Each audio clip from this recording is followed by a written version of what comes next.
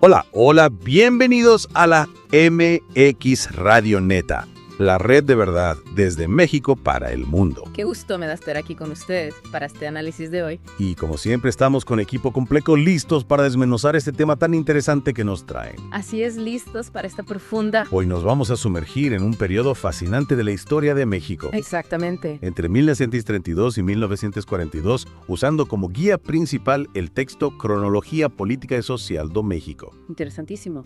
Usted nos compartió este material con muchas ganas de entender los cambios más importantes y los momentos clave de esa década. Sí, porque está lleno de información. Nuestra misión de hoy es sacarle todo el jugo a este material y conectar los puntos para usted. Absolutamente. Y vaya que el material está lleno de movimientos políticos, transformaciones sociales e incluso implicaciones internacionales. Muchísimo. Vamos a navegar por todo, desde la reforma agraria hasta el auge de los movimientos obreros y la postura de México justo antes de la Segunda Guerra Mundial. Wow, todo eso. Así que prepárense para datos curiosos e ideas que quizás cambien su perspectiva sobre esta era tan crucial en la historia de México. Sin duda. Empecemos con 1932. Parece que el país estaba en una etapa de muchísimos cambios. Totalmente. 1932 se presenta como un año de grandes tensiones y reacomodos en México. Ya veo. Un tema central, por supuesto, es la reforma agraria. La propuesta del senador Caloca de suspender los amparos contra expropiaciones de tierras nos indica la aceleración de este proceso, pero al mismo tiempo generaba una resistencia considerable. Pensemos en la fundación de organizaciones secretas como las legiones y el inicio de la Segunda Cristiada. Estas son manifestaciones claras del conflicto que se vivía. Es increíble cómo estas reformas que buscaban justicia social en el campo terminan desatando una reacción tan fuerte. Por supuesto. Y no solo en zonas rurales, también vemos movimiento en las ciudades, ¿verdad? Claro.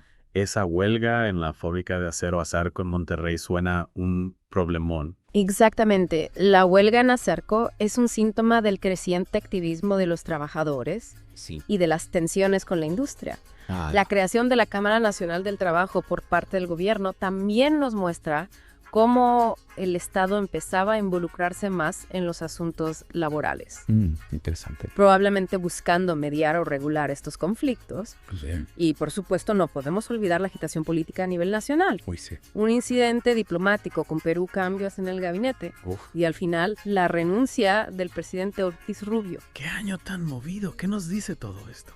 Bueno, la renuncia de Ortiz Rubio y la llegada de Abelardo Rodríguez a la presidencia marcan un punto de inflexión en la política mexicana. Sí, claro. Estos cambios en la cabeza del gobierno siempre tienen consecuencias. Definitivamente. Y en medio de toda esta agitación interna, México también miraba hacia afuera. La creación de la condecoración del Águila Azteca es un gesto simbólico importante hacia otros países. Y bueno, a nivel internacional, la encíclica Acervo Animi del Vaticano también es significativa. Sí, me acuerdo de eso. Ofrecía una guía para los católicos mexicanos sobre su participación en la sociedad Claro. en un momento de tensiones religiosas y políticas. Interesante. Para cerrar 1932, vemos que el presidente Rodríguez reduce un poco las restricciones a la reforma agraria que había puesto Ortiz Rubio. México cede formalmente la isla Clipperton a Francia y Lázaro Cárdenas es nombrado ministro de Guerra y Marina. O sea que su influencia iba en aumento. Sin duda, estas acciones de Rodríguez sugieren un cambio de dirección y el nombramiento de Cárdenas ya nos adelanta su papel central en los años siguientes. Totalmente, vámonos a 1933. Este año parece que se centró en afianzar el poder y en que surgieran nuevas corrientes. Así es la reorganización de las Secretarías de Estado con la creación del Departamento Autónomo del Trabajo. Y el cambio de nombre de la Secretaría de Industria, Comercio y Trabajo a Secretaría de Economía Nacional reflejan este esfuerzo por modernizar y enfocar la administración pública. Me parece bien. En temas como el trabajo y la economía. También vemos nacer nuevas instituciones bancarias y la unión de los trabajadores de ferrocarriles en un solo sindicato. Esto nos habla de un país buscando crecer y organizarse mejor. Exactamente, la fundación de bancos como el Banco Refaccionario de la Laguna y el Banco Nacional Hipotecario y de Obras Públicas indiquen esta visión de desarrollo. Y la formación del Sindicato de Trabajadores Ferrocarrileros fue un paso importante para la fuerza del movimiento obrero. Por supuesto, en un sector tan fundamental. Exacto. Algo que también llama la atención atención es cómo empiezan a surgir organizaciones de trabajadores y campesinos, Sí. lideradas por figuras como Vicente Lombardo Toledano y los hermanos Flores Magón. Estos movimientos reflejan una creciente conciencia Sí, y organización de los trabajadores y campesinos que buscaban tener voz y defender sus derechos. tiene sentido. La depurada CROM de Lombardo Toledano y la Confederación Campesina Mexicana son ejemplos de esta fuerza social. En cuanto a la política, se vuelve a confirmar el principio de no reelección y Cárdenas anuncia su candidatura.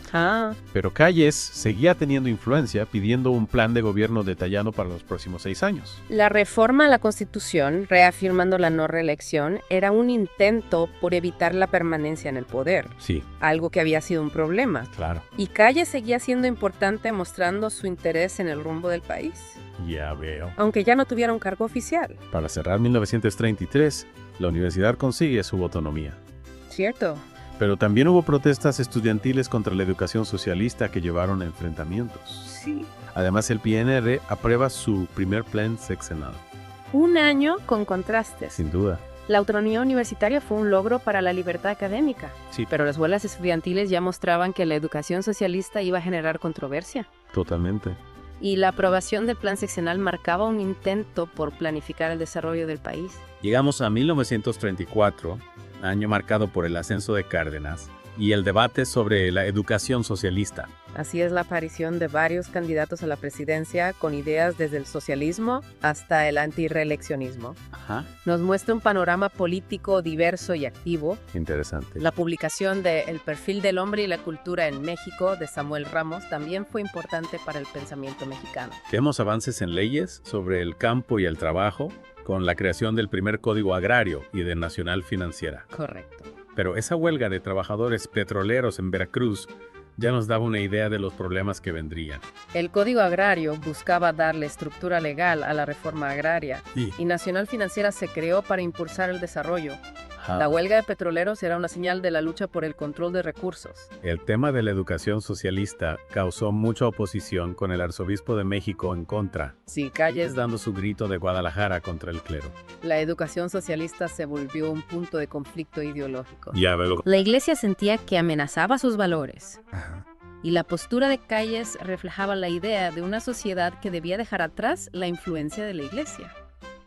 Cárdenas gana las elecciones. Se empieza a organizar a intelectuales y artistas que apoyaban la revolución. Cierto. Se funda el Fondo de Cultura Económica. Ajá. Pero la pelea por la educación socialista siguió con la reforma al artículo 3 de la Constitución. La victoria de Cárdenas marca una nueva etapa. Sí, La creación del Fondo de Cultura Económica fue clave para la cultura y el conocimiento. cierto. Pero la educación socialista generó resistencia. Entramos a 1935, un año donde Cárdenas se enfrenta a la iglesia y consolida su poder. Su declaración sobre liberar al país de la ciega presión clerical fue contundente. Sí que lo fue. Los enfrentamientos violentos entre los camisas rojas y grupos religiosos con muertos fueron una muestra de esa confrontación. Qué terrible. También hay movimientos en el ejército y relaciones internacionales. Se toman medidas para evitar la concentración de poder en zonas militares. Y Estados Unidos empieza a apoyar a Cárdenas, evitando que lleguen armas a rebeldes. Interesante. Estas medidas buscaban control para el gobierno y asegurar la estabilidad. Sí. El apoyo de Estados Unidos fue un factor importante. Los trabajadores siguen protestando con huelgas en varias industrias. Sí. El gobierno prohíbe enviar por correo propaganda religiosa o cosas ofensivas. Ajá, El debate sobre la educación socialista se intensifica. cierto. La Universidad Nacional define su papel y hay maestros despedidos en Puebla por oponerse. Las huelgas reflejaban las demandas laborales. Sí, La prohibición del correo religioso fue otra acción contra la iglesia. ya veo. Y la educación socialista seguía causando problemas. Para cerrar 1935, Luis C. Morones declara una huelga general en Orizaba. Ajá. Se busca la autonomía de universidades en varios estados y se forma la CGOCM con una tendencia a un sindicalismo más independiente. Estos movimientos y la autonomía universitaria son parte de la búsqueda de nuevas formas de organización. 1936, un año crucial marcado por el exilio de Calles y las primeras ideas de nacionalizar industrias. La fundación del Instituto Politécnico Nacional y la Universidad Obrera de México fueron muy significativas. Sin duda. Y la creación de la CTM, liderada por Lombardo Toledano, buscaba unificar a los trabajadores. La polémica sobre la educación socialista continuó con el cierre de escuelas de los salesianos. Cierto. Y líderes católicos en el exilio pidiendo a los padres que no enviaran a sus hijos a escuelas del gobierno. La iglesia se oponía firmemente, Sí. generando tensión. Lo más importante de 1936 fue la lucha entre Cárdenas y Calles, Por supuesto. que termina con Calles exiliado a Estados Unidos.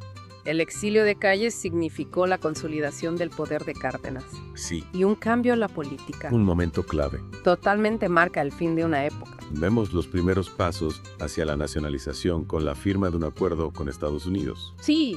el envío de apoyo al gobierno republicano en España Ajá. y la creación de la ley de expropiación. Estas acciones reflejan la afirmación de la soberanía. Claro. El apoyo de España fue un gesto de solidaridad. Y la ley de expropiación sentó bases para futuras nacionalizaciones. Exactamente. En 1937 llega con la nacionalización de ferrocarriles y un crecimiento de movimientos sociales. Las giras de Cárdenas por el país y su acercamiento a comunidades indígenas fueron características de su gobierno. Sí. Y su atención a demandas como la devolución de tierras a los yaquis. Pero también surge la Unión Nacional Sinarquista, Correcto. un movimiento de oposición a Cárdenas. ¿Quién representaba este grupo? El sinarquismo representaba una corriente conservadora y católica, Ajá. en desacuerdo con las reformas de Cárdenas, Ya veo. especialmente en educación y religión. La nacionalización de los ferrocarriles fue un paso importante para el control gubernamental. Sí buscaba dar más poder al Estado sobre un sector clave. Y la huelga de trabajadores petroleros también fue un acontecimiento importante. La huelga de petroleros se dio porque las compañías no aceptaban un contrato colectivo.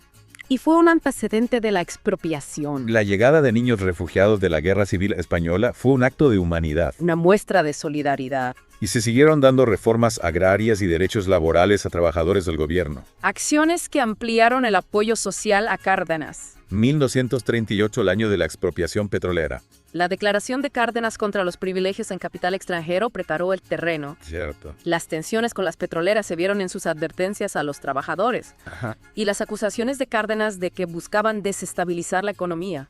La Suprema Corte falló a favor de los trabajadores, pero las compañías se negaron a obedecer. Sí. Entonces Cárdenas toma la histórica decisión de expropiar los bienes de las petroleras, Un acto de soberanía. declarándolo el acto de libertad económica de México. ¿Qué significó esto? La expropiación petrolera fue un acto de una magnitud enorme, Sin duda. una respuesta a las compañías y un paso para el control de recursos.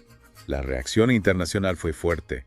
Gran Bretaña rompe relaciones. Pero Roosevelt en Estados Unidos se mostró comprensivo ¿Cierto? y en México hubo apoyo masivo a la expropiación. Así es. Nace Pemex, un año que cambia la historia. La respuesta internacional fue variada, pero el apoyo interno fue fundamental. Totalmente. La creación de Pemex marcó una nueva etapa. En 1939, la atención se centra en la sucesión de Cárdenas y la amenaza de guerra. El anuncio de posibles candidatos desató actividad política y nuevos partidos como el PRUN y el PRAC, Ajá. reflejando las diferentes ideas. La muerte de Zedillo puso fin a su rebelión. ¿Cierto? Y varios aspirantes a la presidencia renuncian a sus cargos para competir. Así es. Ávila Camacho se convierte en el candidato del PRM, con apoyo de la CTM y la CNC. La muerte de Zedillo eliminó un foco de inestabilidad Y sí. y la contienda se centró en figuras como Ávila Camacho. Mujica defendió las reformas de Cárdenas y México se declaró neutral al inicio de la guerra. La defensa de Cárdenas era un tema importante. La neutralidad reflejaba la postura inicial de México. Y llegaron intelectuales y artistas españoles enriqueciendo la cultura. Su llegada tuvo un gran impacto cultural. Para cerrar 1939, Ávila Camacho da ideas sobre la educación, sugiriendo cambios al modelo socialista. Sus propuestas ya daban una pista. Y se funda el PAN, un partido de oposición que defendía la propiedad privada y la libertad religiosa y educativa. La fundación del PAN marcó el surgimiento de una fuerza con ideas distintas. 1940, un año de elecciones, un asesinato y el final de una era. Cárdenas se muestra más flexible con la educación Ajá.